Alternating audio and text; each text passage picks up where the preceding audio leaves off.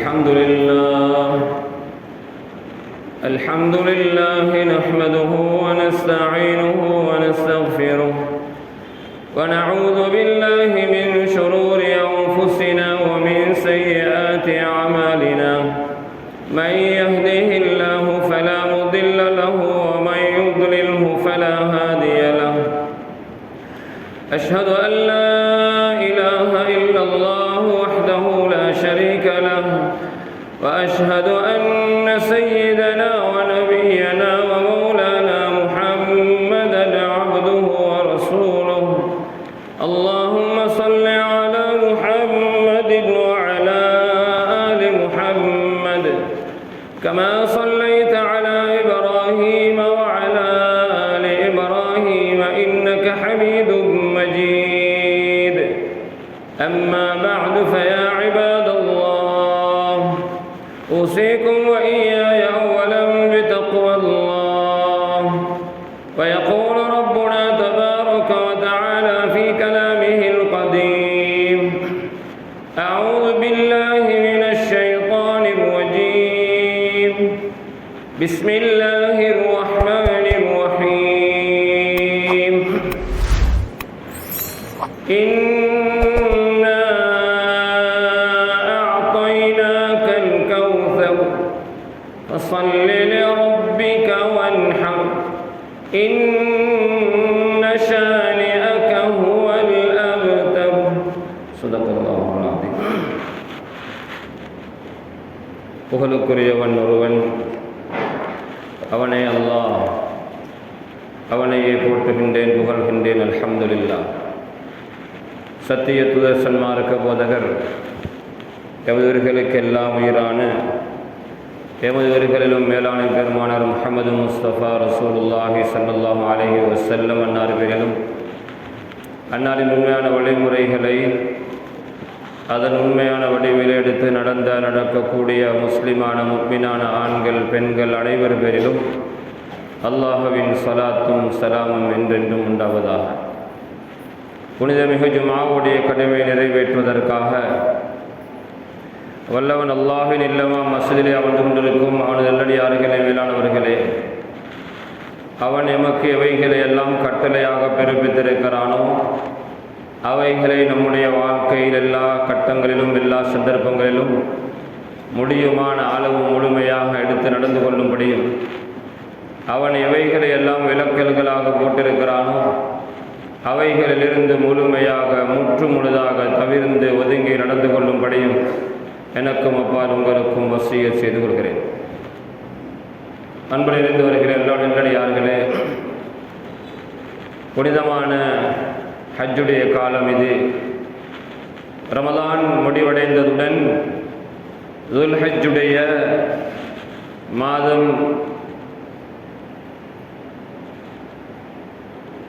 ஐயாமுத் தஷ்ரீக்குடைய நாட்கள் முடிவடையும் வரைக்கும் ஹஜ்ஜுடைய காலமாக வரையறுக்கப்பட்டுள்ளது. இந்த ஹஜ்ஜுடைய காலத்தில் நம்முடைய சகோதரர்கள் அதிகமானவர்கள் புனிதமான மக்கா நகருக்கு ஹஜ்ஜுக்காக புறப்பட்டு கொண்டும் போய்கொண்டும் தயாராகி கொண்டும் இருக்கிறார்கள்.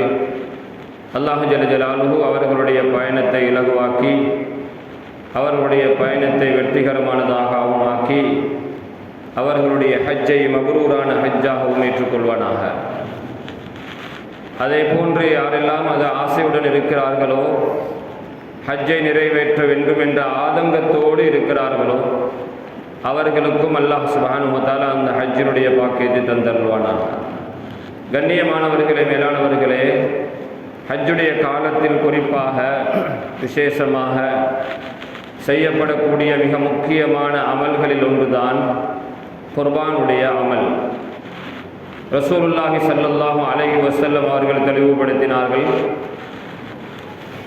ஆதமுடைய மகன் ஹஜ் பெருநாளுடைய தினத்தில் செய்யக்கூடிய அமல்களில் மிக சிறந்த அமல் அது மின் இஹ்ராக்கித்தம், இரத்தத்தை ஓட்டுவது.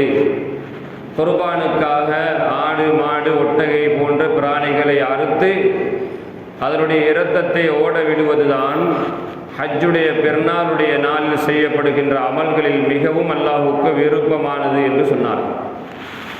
அந்த வகையிலே மேலானவர்களே, கனவான்களே, சகோதரர்களே, அல்ஹம்துலில்லாஹ், அல்லாஹுடைய கிருபையில் இன்று நம்முடைய நாட்டில் எல்லா மஹல்லாக்களிலும் என்று சொன்னாலும் மிகையாக மாட்டாது, அந்த அளவுக்கு ஒவ்வொரு மஸ்ஜிதிலும் அந்த குர்பானுடைய உதஹியாவுடைய வணக்கத்தை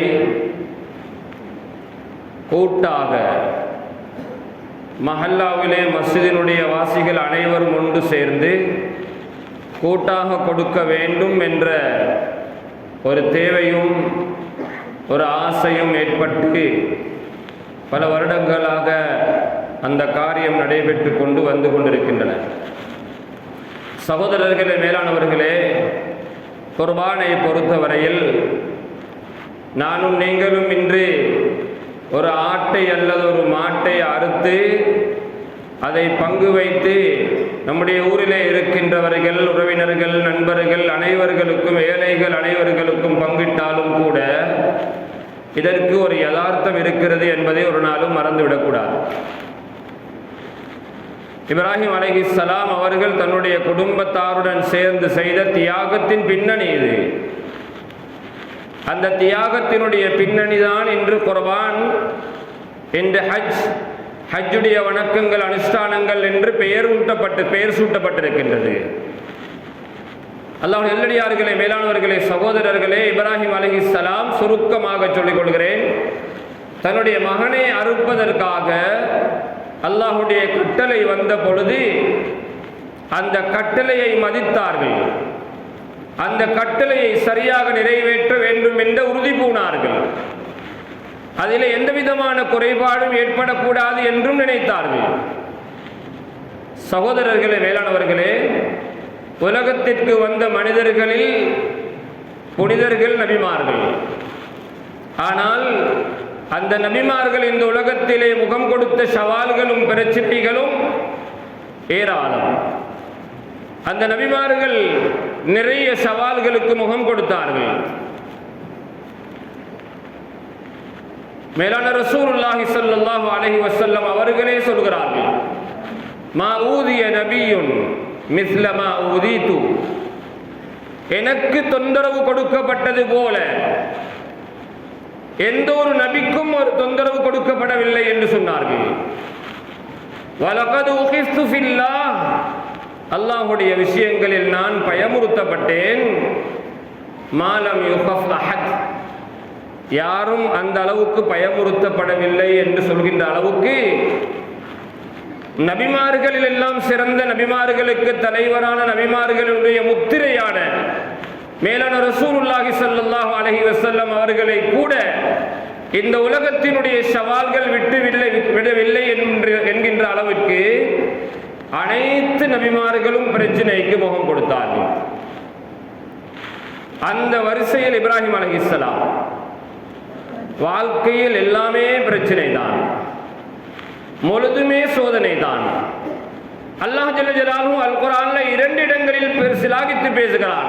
வஇதி பதலா இப்ராஹீம ரப்புஹு பிகலிமாத், இப்ராஹிம் அலைஹிஸ்ஸலாம் அவர்களுடைய ரப் பல விடயங்களை கொடுத்து சோதித்தான். ஃபஅதம்மஹுன், அவர்கள் அவற்றை பூர்த்தி செய்தார்கள் என்று அல்லாஹ் தஆலா சிலாகித்து பாராட்டி பேசுகின்ற அளவுக்கு இப்ராஹிம் அலைஹிஸ்ஸலாம் அவர்களுக்கு வாழ்க்கையில் பிரச்சனைகள் தான் இருந்தன. பல வருடங்களாக குழந்தை இல்லை. இப்ராஹிம் அலைஹிஸ்ஸலாம் அவர்களுக்கு 86 வயதில் தான் அல்லாஹ்விடத்திலே தவம் இருந்து துஆ கேட்டு கெஞ்சி பணிந்து கேட்டுக்கொண்டதற்கு பிறகு இப்ராஹிம் அலைஹிஸ்ஸலாம் அவர்களுக்கு 86 வயதில் இஸ்மாயில் பிறக்கிறார்கள் அலைஹிஸ்ஸலாம். 99 வயதில் இஸ்ஹாக் அலைஹிஸ்ஸலாம், சாரா அலைஹிஸ்ஸலாம் அவர்களுக்கு பிறக்கிறார்கள்.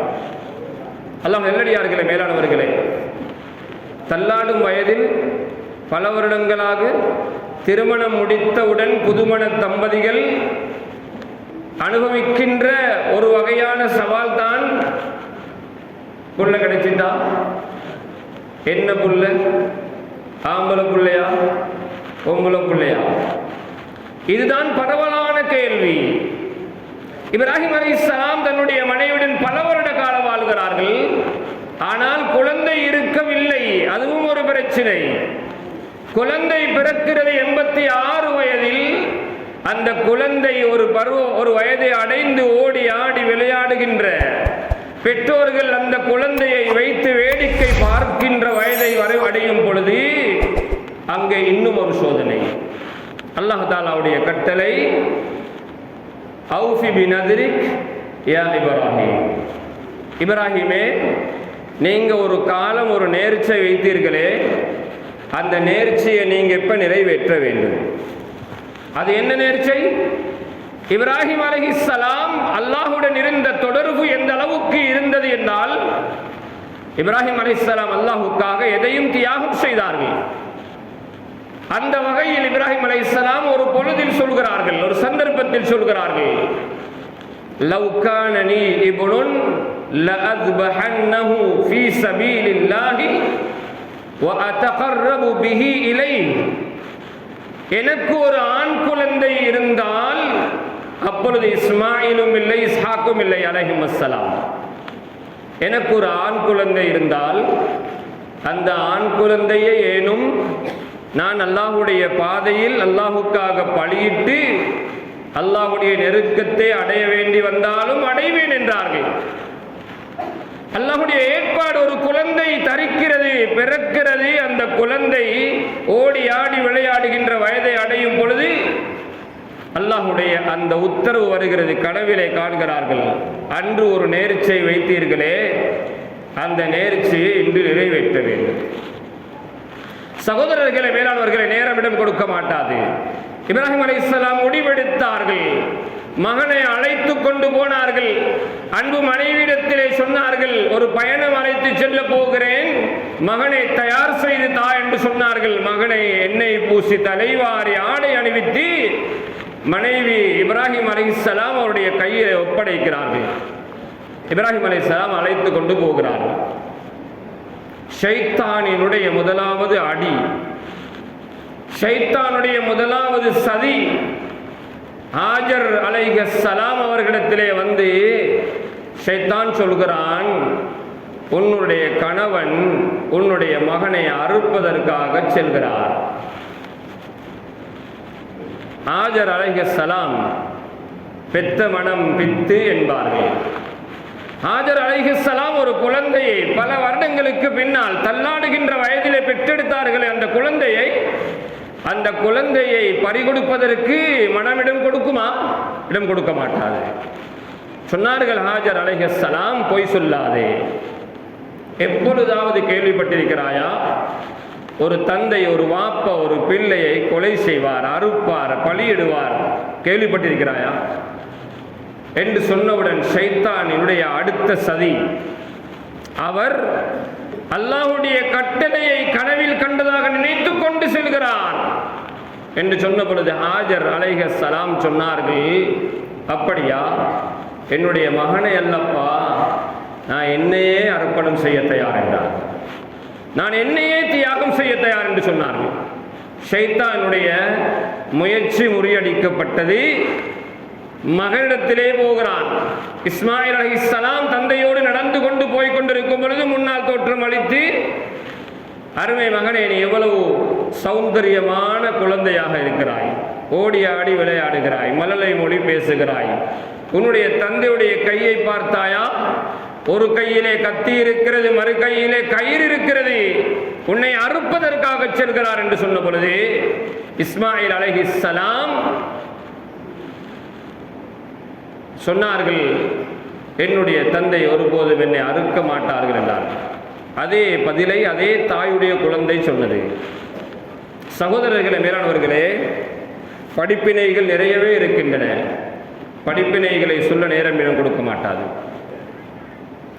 இப்ராஹிம் அலைஹிஸ்ஸலாம் இடத்திலே வந்து காட்சி அளித்து சொல்கிறான், உன்னுடைய மகன் எவ்வளவு அழகான பிள்ளை, பல வருடங்களுக்கு பின்னால் கிடைத்த பிள்ளை, சாட்டு போக்குகளை பேசித்தான் ஷைத்தான் நம்மை வழிகெடுக்கிறான், ஆசை காட்டித்தான் மோசம் செய்வான்.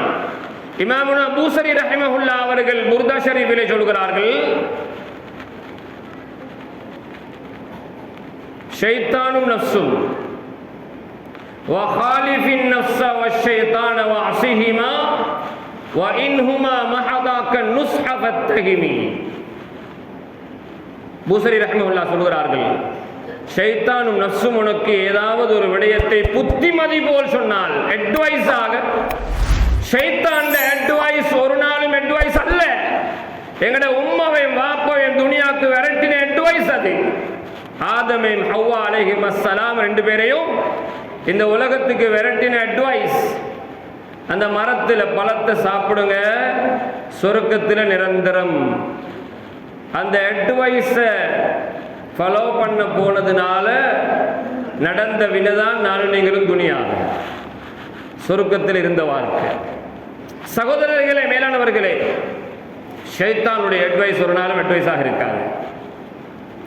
எனவே இப்ராஹிம் அலைஹிஸ்ஸலாம் அவர்கள் கல் அடித்து எரிந்தார்கள், ஒரு கண் பொட்டையானது என்று வரலாற்றில் வருகிறது. ஷைத்தானுடைய ஒரு கண் குருடானது. அந்த கல்லெறிந்ததைத்தான் நாம் இன்று ஜம்ராத்திலே போய் கல்லடிக்கிறோம். சகோதரர்களே, மேலானவர்களே, அறுப்பதற்காக செல்கிறார்கள். அங்கே போய் அறுப்பதற்காக மல்லாக்க படுக்க வைக்கிறார்கள். மினாவுடைய அந்த பகுதியில் ஒரு கரடுமுரடான பகுதி. கல்லறிவதற்காக செல்கின்ற ஹாஜிமார்கள் கல்லறிய செல்லும் பொழுது வலது பக்கமாக பார்த்தால் ஒரு சிறிய குப்பா போன்ற அமைப்பொன்று மலைப்பகுதியிலே காணப்படும். அந்த இடத்திலே தான் இப்ராஹிம் அலைஹிஸ்ஸலாம் மகனை அறுப்பதற்காக படுக்க வைத்தார்கள் என்று அடையாளம் இட்டப்பட்டிருக்கிறது. சகோதரர்களே, மேலானவர்களே, இப்ராஹிம் அலைஹிஸ்ஸலாம் படுக்க வைக்கும் பொழுது அங்கே இன்னும் ஒரு ஆச்சரியமான காட்சி. பிள்ளைகள் இப்படித்தான் வளர வேண்டும் சகோதரர்களே. பெத்தவனுடைய கண்ணை கலங்க வைக்கிறது பிள்ளையுடைய வாழ்க்கை அல்ல. பெற்றவர்களுடைய கண்களில் ஆனந்த கண்ணீர் வடிக்க வைப்பதுதான் பிள்ளைகளுடைய வாழ்க்கையாக இருக்க வேண்டும். இப்ராஹிம் அலைஹிஸ்ஸலாம் மகனை படுக்க வைக்கிறார்கள் அறுப்பதற்காக.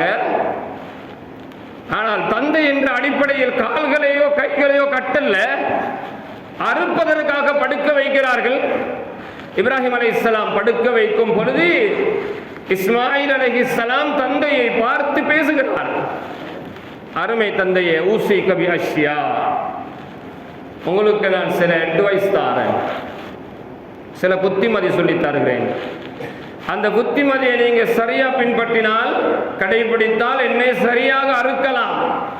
அறுப்பதற்கு புத்திமதி. இன்றைக்கு எங்களுடைய பிள்ளைய பள்ளிக்கு அனுப்புறதுக்கு எவ்வளவு சிரமம், எங்களுடைய பிள்ளையை முறையாக வழிநடத்துவதற்கு எவ்வளவு கஷ்டம்.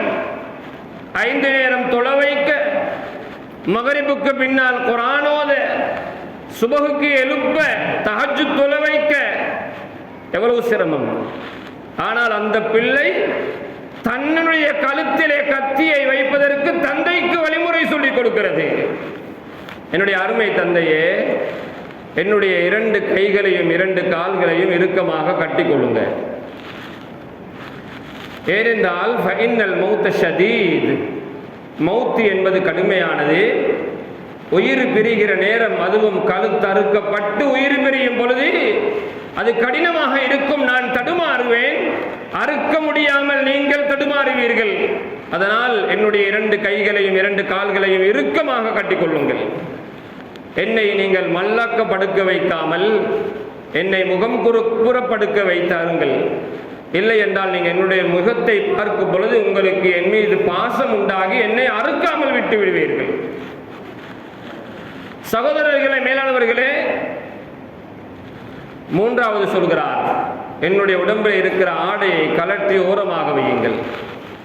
என்னுடைய உடம்பில் இருந்து பிரிகின்ற இரத்தம் அது நிலத்திலே பட வேண்டுமே தவிர என்னுடைய ஆடையில் படக்கூடாது. என்னுடைய ஆடையில் பட்டால் என்னுடைய கூலியிலே குறைபாடு உண்டாகும். என்னுடைய தாய் கண்டால் கவலைப்படுவாள்.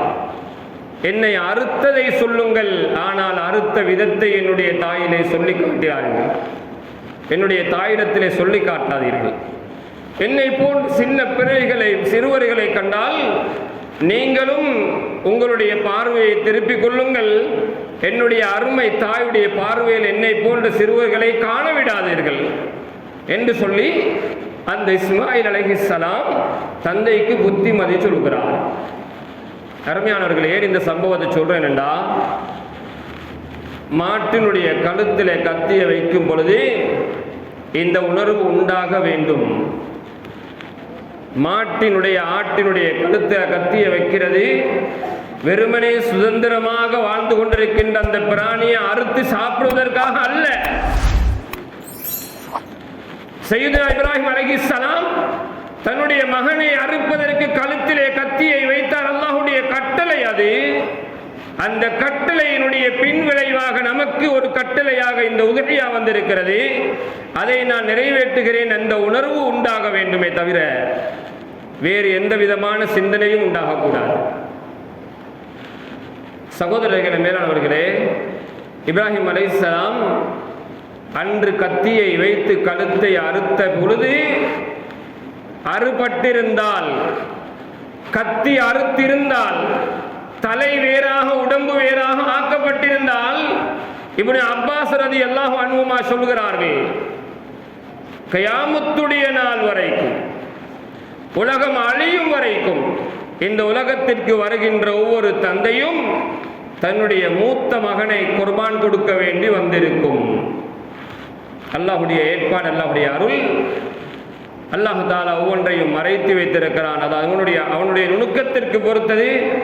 சகோதரர்களே, மேலானவர்களே, அந்த அறுப்பு பணியை செய்வதற்கு தயாராக இருக்கிறோம். இங்கே நமக்கு பல வழிகாட்டல்கள் தேவைப்படுகின்றன. வழிகாட்டல்கள் எவ்வளவுதான் சொல்லப்பட்டாலும் சொல்லப்படுகின்ற வழிகாட்டல்கள் பின்பற்றப்படாமையின் காரணமாக காலம் செல்ல செல்ல, நாளோட ஓட, சகோதரர்களே, மேலானவர்களே, எமக்கே நெருக்கடியாக மாறுகின்றது. மறந்துவிடக்கூடாது. சொல்லப்படுகின்ற விதிமுறைகள் அது சரியாக பின்பற்றப்படுமானால் சலுகையாக இருக்கும். சலுகை துஷ்பிரயோகம் செய்யப்பட்டால் சலுகை நெருக்கடியாக்கப்படும். நாம் வாழ்வது ஒரு பெரும்பான்மை சகோதரர்கள், அன்னைய சகோதரர்கள் வாழ்கின்ற நாடு இது. அவர்களில் சிலர் தெய்வமாக மதிக்கின்ற நாடு இது. அவர்களில் சிலர் வணங்குகின்ற அந்த பிராணியை வணங்குகின்ற நாடு இது. அந்த பிராணியினுடைய கழுத்திலே கத்தியை வைப்பதை அதிகமானவர்கள் வெறுக்கின்ற நாடு இது. நாம் இந்த சிந்தனையையும் நம்முடைய மனதிலே வைத்துக் கொள்ள வேண்டும். சகோதரர்களே, மேலானவர்களே, முதலாவது நியத்து சரியாக இருக்க வேண்டும். அந்த ஹாஜியார் 5 லட்சம் ரூபாய் பெறுமதியான மாடு வாங்கினார். இப்போ நான் எப்படி 6 லட்சம் ரூபாய் பெறுமதியான மாடு வாங்குறது? இதுல 2 விதமான பிரச்சனை. ஒன்று, இவர் 6 லட்சம் ரூபாய் பெறுமதியான மாடு தேடுவார். இரண்டாவது, மாட்டினுடைய விலைவாசி காரணமின்றி அதிகரிக்கப்பட்டு குர்பான் கொடுப்பவர்களுக்கு சிரமம் உண்டாகும். சகோதரர்களே, மேலானவர்களே, இது ஒரு வியாபாரம் அல்ல, இது ஒரு அனுஷ்டானம். This is not a business. இது ஒரு அனுஷ்டானம், வியாபாரம் அல்ல. அதனால சகோதரர்களே, மேலானவர்களே, மாடு விற்பனை செய்கின்றவர்களை சாடுவதல்ல, அவமானப்படுத்துவது அல்ல. உங்களுக்கு ஒரு புத்திமதி. விலையை ரீசனபிளா வச்சுக் கொள்ளுங்க. அல்லாஹ் ரஹ்மத் செய்வான். அல்லாஹ் உங்களுக்கு கிடைக்கின்றதில் பரக்கத் செய்வான். அல்லாஹ் தஆலா பரக்கத் செய்ததுதான் பரக்கத். அல்லாஹ் தஆலா எடுத்து விட்டால் அதிலே பரக்கத் இல்லை. கோடான கோடிக்கணக்கு பெருமதியானதை சம்பாதித்தாலும் பரக்கத் ஈடுபட்டால் லட்சத்திலே கிடைக்கிற பரக்கத்தும் இல்லாமல் போய்விடும். அதனால சகோதரர்களே, அறுக்கின்ற மாடுகள் வாங்குகின்றவர்களுக்கு தொல்லையாக இருக்கக்கூடாது. விலை அதிகரித்து சாதாரண காலங்களில் இருக்கின்ற விலையை விட சற்று அதிகம்தான். நியாயம் இருக்கிறது. அங்கே பின்னால் சில அவர்கள் படுகின்ற சிரமங்கள் இருக்கின்றன. அந்த மாட்டை கொண்டு வந்து சேர்ப்பதற்கான பல முட்டுக்கட்டைகளை தாண்டி வருகிறார்கள், சந்தேகம் இல்லை, அதை அறிந்திருக்கிறோம். ஆனால் நுகர்வோருக்கு, வாங்குகின்றவர்களுக்கு அது பிரச்சனையாக இருக்கக்கூடாது. நபியுல்லாஹி ஸல்லல்லாஹு அலைஹி வஸல்லம் ஒரு எச்சரிக்கையை கொடுத்திருக்கிறார்கள், மறந்துவிடக்கூடாது. மன் வஜத சஅதன் லிஅன் யுதஹிய ஃபலம் யுதஹி. உதுஹியா கொடுப்பதற்கு பெருநாளுடைய தினத்திலே வசதி இருந்தும் உதுஹியா கொடுக்காதவர்கள் எங்களுடைய முசல்லாவுக்கு தொழுகின்ற இடத்திற்கு தொழ வர வேண்டாம் என்றார்கள்.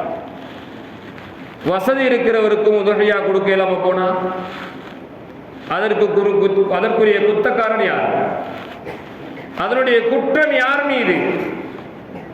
சகோதரர்களே, மேலானவர்களே, அதனால மாட்டினுடைய விஷயத்தில் கொஞ்சம் ஜாக்கிரதையாக. நேற்று முன்தினம் கூட ஒரு இடத்துல இருந்த சில மாடுகளை கண்டேன். பார்வைக்கு அது 2 வயதை தாண்டி இருக்கவே மாட்டாது. ஆனால் கேட்டவுடன் சொல்லிட்டாரு, எல்லாமே 2 வருஷம் பூர்த்தி. உங்களோட பேச்சை கேட்டுதான் மாட்டிட கழுத்துல கத்தி வைக்கப்படும்.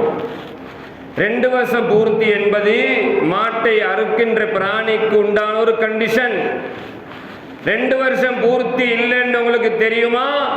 பச்சையா சொல்லுங்க, பிரச்சனை கிடையாது. 2 வருஷம் பூர்த்தியாக இருக்க வேண்டும். 3வது வருஷத்தில் காலடி எடுத்திருக்க வேண்டும். 3வது வருஷம் நுழைஞ்சிருக்க வேண்டும். 2 வருஷம் பூர்த்தியாக மட்டுமல்ல. சகோதரர்களே, மேலானவர்களே, மாட்டில் எந்த குறையும் இருக்கக்கூடாது. மாட்டில் எந்த குறையும் இருக்கக்கூடாது. பெண் மாடுகளை அறுப்பதை தவிர்த்து கொள்ளுங்கள். பால் கொடுக்கின்ற மாடுகளை, சினை மாடுகளை அறுப்பதை தவிர்த்து கொள்ளுங்கள். வயிற்றிலே குட்டி இருக்கிற மாடுகளை எப்பொழுதும் மறுக்க முடியாது. எப்பொழுதும் மறுக்க முடியாது.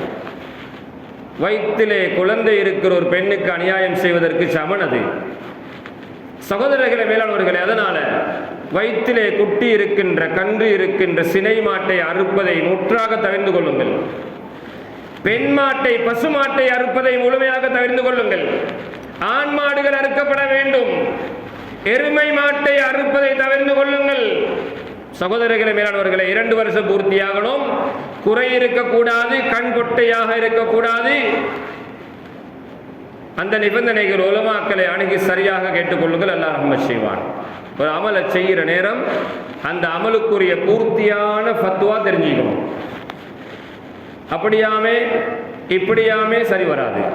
அப்படித்தான் இப்படித்தான் என்று இருக்க வேண்டும். ஆகவே சகோதரர்களே, மேலானவர்களே, உதுஹியாவுடைய மாடு பிராணியுடைய விஷயத்தில் 7 பேர் ஒரு மாட்டில் பங்கு கொள்ளலாம், ஒரு ஒட்டகத்தில் பங்கு கொள்ளலாம்.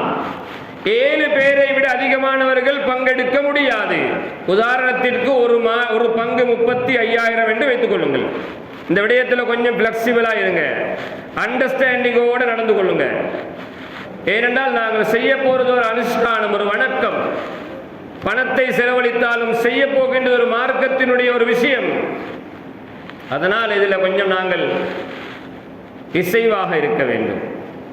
35,000 ஒரு ஷேர் என்றால் 35,000 7 2,45,000.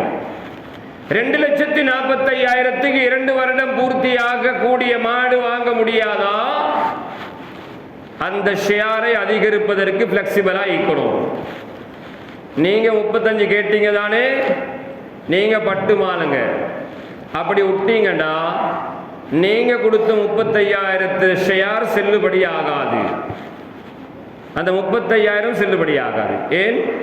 அதுல இன்னொத்த ஷேர் விழ முடியாது, இன்னொத்த ஷேர் சேர்க்கப்பட முடியாது. சுத்தமாக சொந்த பணம், 7 பேருடைய சொந்தமான ஹலாலான பணம் சேர்க்கப்படணும். 8வது ஒரு நபர் சம்பந்தப்பட முடியாது. எனவே நீங்க அதை தர முடியாது என்று மறுத்தால், செய்ய வழி இல்லை என்று அதற்கான பணம் சேகரிக்கப்படுமானால் அது உதுஹியா செல்லுபடி ஆகாது. அந்த விடயத்தில் கொஞ்சம் கவனமாக இருந்து கொள்ளுங்க. ஆடு ஒரே ஒரு ஆள் ஒரு ஆடு கொடுக்கலாம், அதுல ஷேர் இல்லை. மௌத்தானவர்களுக்காக உதுஹியா கிடையாது. மௌத்தானவர்களுக்காக உதுஹியா கிடையாது. மௌத்தானவர் உதுஹியா கொடுக்க முடியுமாக இருந்து முடியாமல் போனதனால் மௌத்தாகின்ற பொழுது யாருக்காவது வசியத் செய்து என்னுடைய விஷயத்தில் என்னுடைய ஹக்கில் ஒரு உதுஹியா கொடுங்க என்று வசியத் செய்திருந்தால் மட்டுமே தான் அவருக்காக உதுஹியா கொடுக்கலாம். இல்லைண்டா குர்பான் வேற கொடுக்கலாம், உதுஹியா கொடுக்க முடியாது. சகோதரர்களே, மேலானவர்களே, உதஹியாவுடைய விஷயத்தில் நீண்ட சட்டங்கள் இருக்கின்றன, தெளிவாக படித்துக் கொள்ள வேண்டும் இன்ஷா அல்லாஹ். அதே போன்று சகோதரர்களை மேலானவர்களே, உதஹியாவுடைய பிராணியை யார் பணம் கொடுத்து வாங்குகிறீர்களோ அவர் அறுப்பது சிறந்தது. ஃபாத்திமா ரலியல்லாஹு அன்ஹா அவர்களை பார்த்து மேலான ரசூலுல்லாஹி ஸல்லல்லாஹு அலைஹி வஸல்லம் சொன்னார்கள், யா ஃபாத்திமா கூமி இலா உதஹியதிகி, ஃபாத்திமா உங்களோட உதஹியா பிராணி அறுக்கிற இடத்துக்கு போங்க, உங்களால் அறுக்க முடியாட்டியும் நீங்க அறுக்கிறத பாருங்க.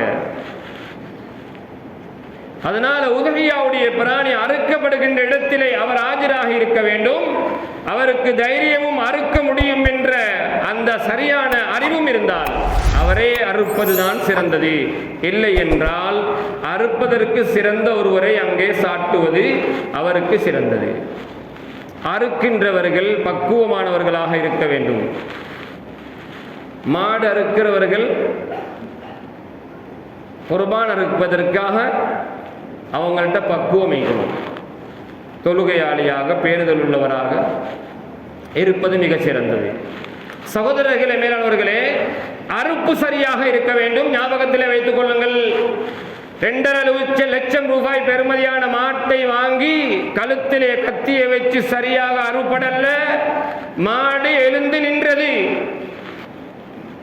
திரும்ப பெரட்டி ஒரு அறு, சுத்த ஹராமான மாமிசம்.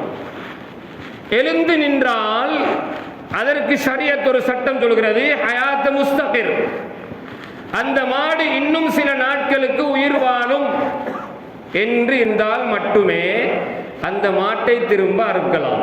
டெஸ்ட் பண்ணணும், இப்ப இந்த மாட்டை விட்டா சாவாது, அறுக்கப்படல, சரியாக அரை குறையாக அறுக்கப்பட்டிருக்கிறது, இந்த மாடு எழுந்து நின்று விட்டது, இந்த மாட்டை விட்டால் அது சில நாட்கள் உயிர் வாழும், சாக மாட்டாது, இறந்து போக மாட்டாது என்றிருந்தால் மட்டுமே திரும்ப அறுக்கலாம்.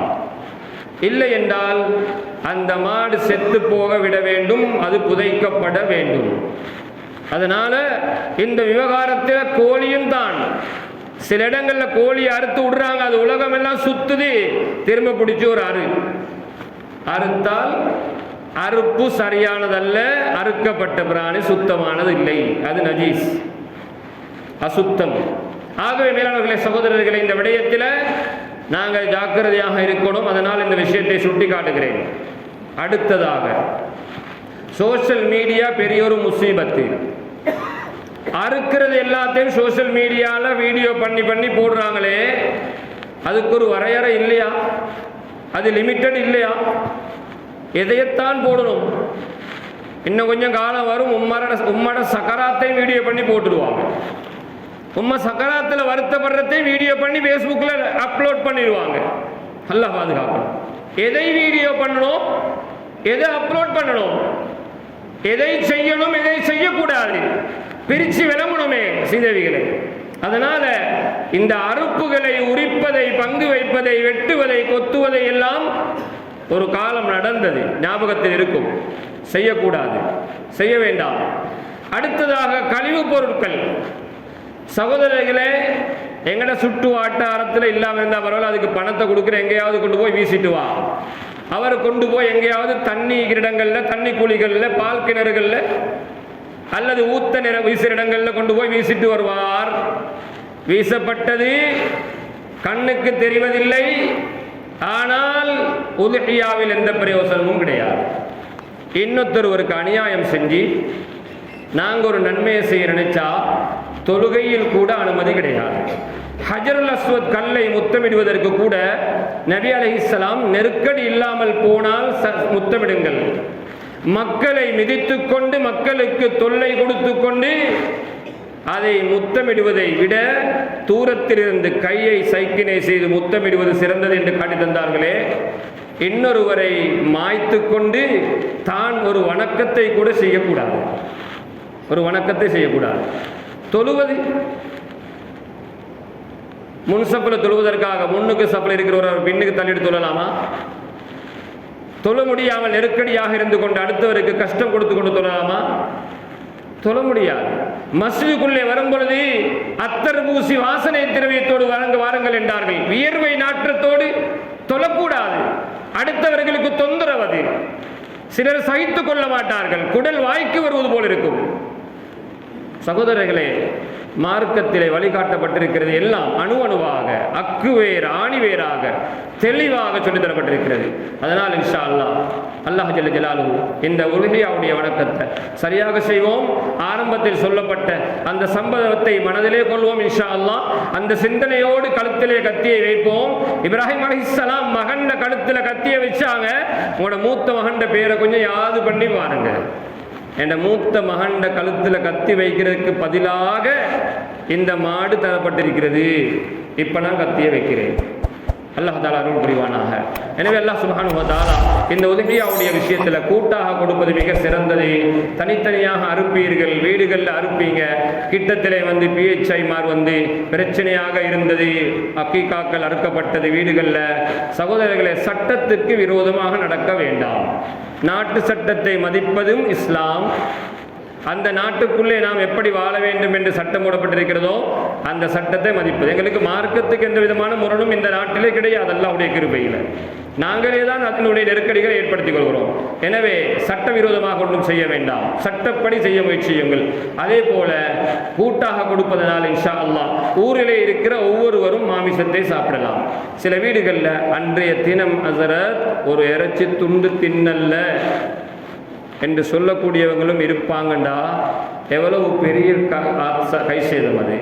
அதனால் கூட்டு குர்பானின் மூலமாக முழுமையாக டேட்டா எடுக்கப்படுகிறது. ஊர்வாசிகள் எல்லோரும், குடும்பங்கள் கணக்கெடுக்கப்பட்டு ஒவ்வொரு வீட்டுக்கும் பங்கு வைக்கப்படுகின்ற ஒரு திட்டம் இது. மாஷா அல்லாஹ். இந்த விஷயத்துக்கு ஒத்துழையுங்கள். நீங்கள் கொடுக்கின்ற அந்த உதுஹியாவுடைய பிராணியை உதுஹியா கூட்டு குர்பானுக்காக நீங்கள் கொடுத்து உதவுங்கள். அதன் மூலம் இன்ஷா அல்லாஹ் நல்லது நடக்கும் என்று நியத்து வைங்க. இவனோல்கிட்ட கொடுத்தா அப்படி என்று நினைக்க கூடாது. நாங்கள் நினைக்கிற மாதிரி தான் எல்லாம் நடக்கும். நாங்கள் நல்லா நினைச்சா நல்லா நடக்கும், மோசமாக நினைச்சால் மோசமாக நடக்கும். அல்லாஹ் தஆலா நம் அனைவருக்கும் உதவி செய்வானாக.